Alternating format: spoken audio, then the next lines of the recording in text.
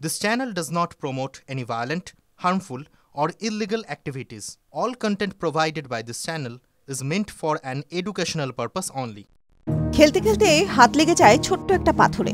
প্রথমটাই বুঝতে না পারলেও হাতে ধরে তারা দেখে সেটি আসলে একটি মূর্তি।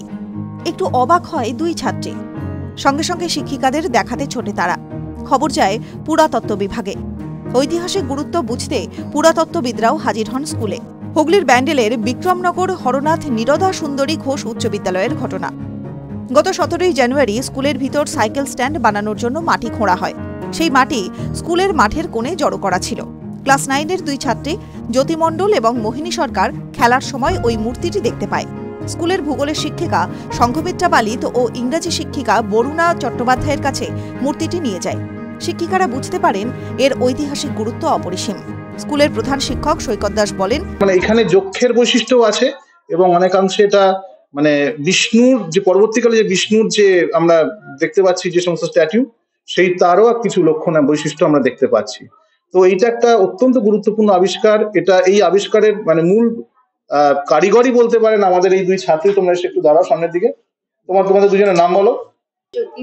জ্যোতি মণ্ডল ক্লাস 9B আর মোহিনী সরকার ক্লাস 9B, এবং আমাদের শিক্ষক শিক্ষিকারাও এর সাথে খুব আমাদেরকে সাহায্য করেছেন। এর যে গুরুত্ব, এর যে তাৎপর্য তারা আমাদেরকে বুঝিয়েছেন।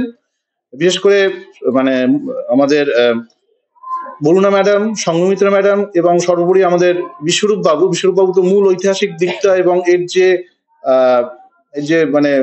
যে স্টোনটার যে আইডেন্টিফিকেশন সেটা উনি ঠিকঠাকভাবে করে আমাদেরকে সঙ্গে সঙ্গে এসআইতে যোগাযোগ করতে বলেন।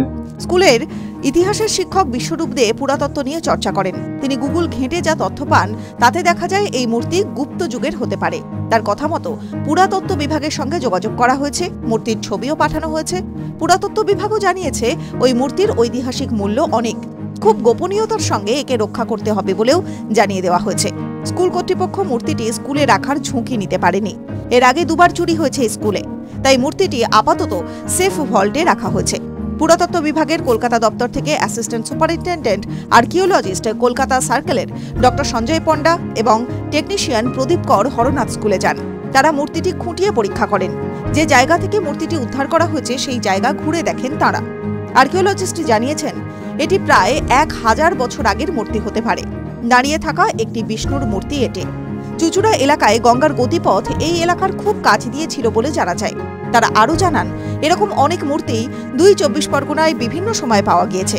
সেগুলির সঙ্গে এই মূর্তি মিলিয়ে দেখা হবে, গবেষণা করা হবে।